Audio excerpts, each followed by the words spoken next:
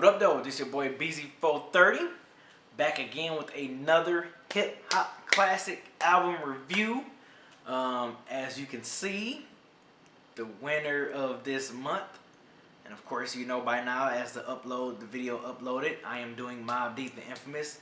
It won by a landslide. It was up against Black Moon. I was a little disappointed with this voting poll, man. I was really hoping that you guys would come through and I was about to pull some damn election, some Russian shit, and just still review it anyway, even though Mobb Deep won.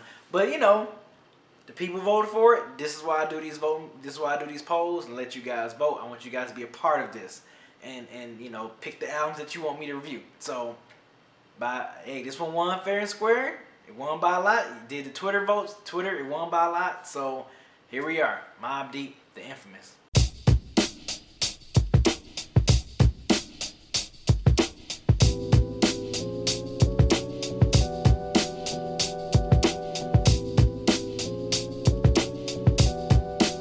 Yeah, don't forget, for next month, I got the voting and description box down below, so make sure you go vote for the album for next month, classic album review for next month. So make sure y'all do that, please. Thank you very much. All right, Mobb Deep, the Infamous. The year was 1995. For the longest, you know, I really thought that this was their debut. I ain't gonna say for the longest, but for like about a good, you know, maybe 4 or 5 months after this album come out, I'm thinking this was their debut album. So not knowing, I had no idea they made Juvenile Hell. I didn't even know about Juvenile Hell till months after the Infamous came out. Because when this album was being promoted, I never, or at least I don't remember, never heard them say anything about it being a sophomore album. So I'm thinking this was their big debut. And you know, this was a time in hip hop where, you know, when you see artists that you are a huge fan of and that you respected well, featured on the project, you know, you was pretty much inclined to buy it. At least I was. You know, this was before, and mind you, this is before internet. This is before you can listen to albums before you buy them. So the fact that I saw Nas, Raekwon, you know, Q-Tip producing a couple of tracks, and Ghostface featured on his album, at that point I was already sold. I was like, okay, I'm gonna buy it just because I saw Nas and they Survivor the Fittest video, and I'm looking at the track list and I see that, because I actually didn't. I think the first single I heard actually was Survivor the Fittest, even though Shook Ones Part 2 was their first original single for this upcoming album. But the first single I heard was Survivor the Fittest when I saw the video for it. And when I saw Nas, I was like, okay, I was sold. Because like I said, back then, artists featured on something, you're gonna be inclined to check out their work. So that pulled me in right there. Thing I love about this album, man, you know, was that, like, you think about stuff like, you know, you had at this time, this is 95, so you know, you had East Coast was kind of making I guess like a resurgence back into the hip hop mainstream, because you know, West Coast was just killing it with Ice Cube, Dr. Dre, Snoop. We had Chronic, Doggy Style, The Dog Food. You know, Pac was coming back on the scene. I already dropped Me Against the World, coming back on the scene with All Eyes on Me. And then you had the resurgence. You had Ready to Die, Ends of 36 Chambers, Tribe Called Quest, you know, Illmatic, you know, Ready to Die. So it's just like this resurgence in the East Coast, and then East Coast coming back, and then you had this group called Mobb Deep, a group that if you wasn't from New York, I know, like myself, I wasn't familiar with them. So the Infamous, you know, first off the bat was, of course, you know, Prodigy is the MC. Havoc's the MC too. Havoc is known for being the producer of the group. Pretty much handled about a good 80-90% of the production, with some additional production was done by Q-Tip on Drink Away the Pain and Give Up the Goods. He also co-produced that with Havoc. So yeah, man, just off the bat, if you've seen the movies Menace to Society, right? Like, to me, Menace to Society was a perfect, as far as movie-wise was a perfect way to, like, how I thought growing up in the West Coast and Watts, Compton, South Central, etc. Mobb Deep with this album, man, they were one of the few albums, well, more than a few, of the many albums in the East Coast back then in the 90s that really, this album was the East Coast Menace to Society for me, because, you know, Prodigy and Havoc was so gritty and so dark, and just this album was not pretty at all. But I love every single minute of it. I love the fact albums like this, you know, Illmatic, you know, Chronic, like I love albums that put me in a place that even though I'm not from there, I don't live there. It put me like it made me feel like I'm there. Like I feel like when I listen to Chronic, I feel like I'm from the West Coast. I feel like I'm living out in LA, whatever, blah, blah. When I listen to albums like Illmatic, Into the 36 Chambers, this album, I feel like I'm in New York. They took me to freaking Queensbridge, and like I said, Havoc and Prodigy. Of course, Prodigy is the better MC, I think, but you know, of course, Havoc and Prodigy, they meshed so well. This was also a time where you had, you know, the battle, you know, duets was coming out. You know, you had the Outkast, Gangstar, who else I'm forgetting? I'm forgetting now. I'm drawing a blank. A lot of two-man crews was coming out, man, and I think these guys, their flow wasn't so super complex. You know, Prodigy and Havoc's flows wasn't super complex, but I think just the way of the production and the way that they MCs very well over the production, everything meshed well. I'm glad they wasn't type of rhyme schemes where it was so complex. I think they gave you street, gritty, dark, gothic type fucking New York shit, man. Like Survival of the Fittest. I mean, the themes for these albums was, for these tracks was pretty simple. Up North Trip. You know, of course, they talking about not catching the big and going up north. Up north, upstate New York was considered where most of the prisons in the state of New York were at, and outside of the city of New York. So yeah, Up North Trip. Also, Eye for an Eye. This was a time when Nas was killing the game because he already dropped Illmatic in '94. '95, he dropped three of the best guest verses of that year, '95, which was Verbal Intercourse. Y'all all know about that.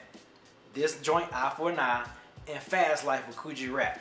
For Coogee Rap's album 456. So Nas was just tearing shit up. Then you got Ghost and Raekwon. Raekwon was on Eye for an Eye with Nas, and he was on Right Back at You with him, Ghostface, and Big Noy. That was another introduction too. Big Noy. When you talk about guys that you listen to this album, I was like, okay, you know when you always have the so-called studio gangsters. I really think that these guys like lived that life pretty much before getting into this music game, because Big Noy, man, pack my gap when I go to see my P.O. Like that's just some real gutter hood shit, man. That I think they was doing. The story that Havoc and Prodigy told on Cradle to the Grave, I think that was so dark and eerie, man. I thought that was crazy. One thing I noticed about Havoc's production on this album, the snares. Snares carried this album a lot, and I loved it. I mean, as far as Havoc production, because you know you hear producers like DJ Premier, Lord Finesse,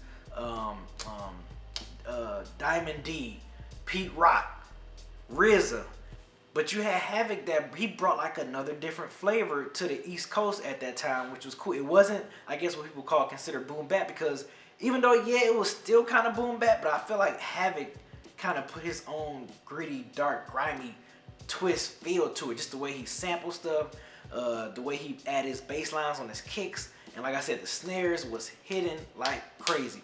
I thought it was so dope on Drink Away the Pain featuring Q-Tip, how they kind of, you know, dealt with, because you know this album too, they dealt with a lot of personal shit too. They was talking about a lot of personal shit.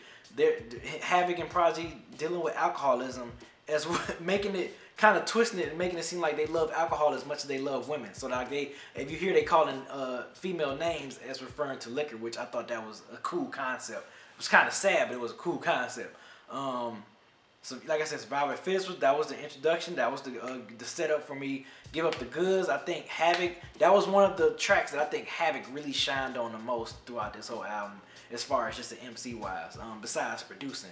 Then you had, like I said, Right Back at You, this like dark, scary type of, I'm walking down Queensbridge at freaking 9:30 at night and ain't nothing but street lights on, man. I just love that. I love that feeling that they gave me throughout this album. And then, yeah, Cradle to the Grave gave me that joint where if you just walking down the subway late night, and you got the wrong guys creeping up at you. I don't know, man. It's just something about them albums that made me feel that way. I love when albums put me in that mood. I think with Mobb Deep's whole style, this album really put them on the map musically, because when I went back and listened to Juvenile Hell, I was like, yeah, I can definitely hear the huge progression MC-wise from Havoc and Prodigy from Juvenile Hell to Infamous. Even though Infamous was my introduction, but of course I went back and listened, and then listening to this album, I'm like, wow. But yeah, mainstream-wise, this album put them on the map. It put them on the map, and this made hip-hop heads really pay attention to Mobb Deep with this album. And how could I talk about the Infamous without the famous Shook Ones Part 2? Shook Ones, the reason why it's called Part 2, because Shook Ones Part 1 was actually their like coming out party when they just got signed to Loud Records. You know, Loud Records, RCA, of course, you know, back in the 90s was big back then. They also had Wu-Tang. They also ended up having Big Punisher as well, along with a list of other dope artists on that label. But yeah, so like Shook Ones Part 1 was kind of like all right, we on Loud Records, here go a joint. And then Havoc decided to remix it.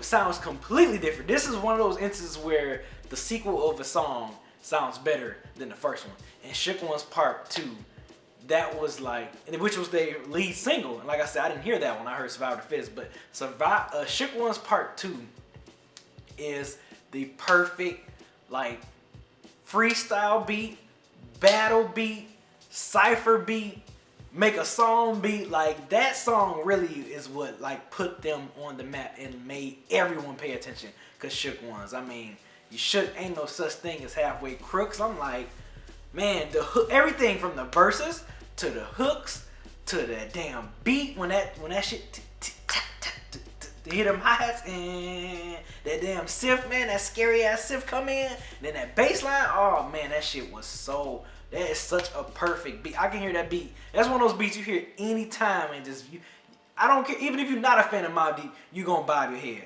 So yes, I can't talk about Infamous and not talk about Shook Ones Part 2, because that was one of those East Coast anthems. Not really just an East Coast anthem, just one of those hip hop anthems. You know what I'm saying? So yeah, when you think of just most iconic hip hop song, Shook Ones Part 2 was that iconic song. You know what I'm saying? So yes.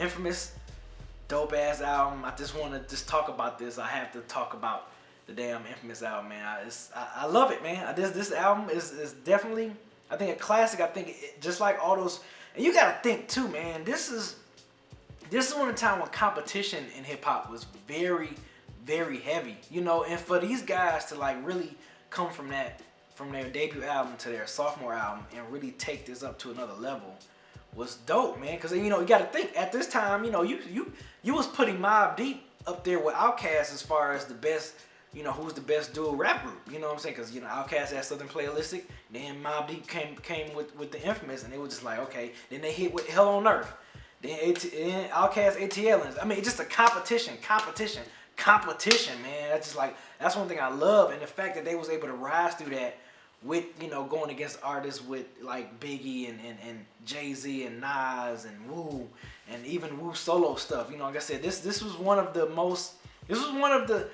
when you talk about 1995 in hip hop, like this album definitely gets mentioned of one of the best hip hop albums to come out in that year. So yeah, very special. Like I said, from the guest spots, Q-Tip. One thing about Q-Tip too I want to mention as well is like, this was really interesting hearing this type of production from Q-Tip, because of course this was Q-Tip coming fresh off the, you know, People With Secret Travels, Low End Theory, and Midnight Marauders.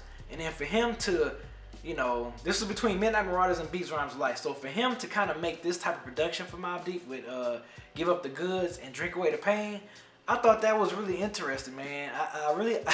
I was just like, wow, that really kind of shine another light on Q-Tip.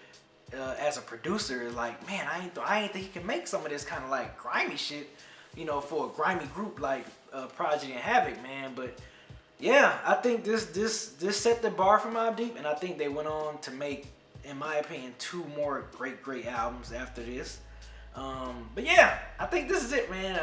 Just wanted to talk about the Infamous right quick. I think I touched on everything. I feel like I'm forgetting something, but yeah, like I said, I think my standout tracks, if y'all want to know like my favorite tracks, is Eye for an Eye. Of course, Shook Ones Part 2, but that's kind of like easy because that was the single. And I love Up North Trip. I love Trife Life. Trife Life was dope, talking about a damn murder setup. So that's just shit that you deal with you know, grown up in the hood, man, going not from New York, from just New York to Chicago, to Detroit to LA. You deal with that type of stuff all over, man. But yeah, Standout Tracks definitely is out for now, because Nas verse, I think Raekwon, I think they all of them mesh very well, man. And Big Noise he made an album with Havoc that produced called All Pro, I believe, that was fully produced by Havoc. But yeah, man, this put Queensbridge on the map, put the East Coast even further on the map.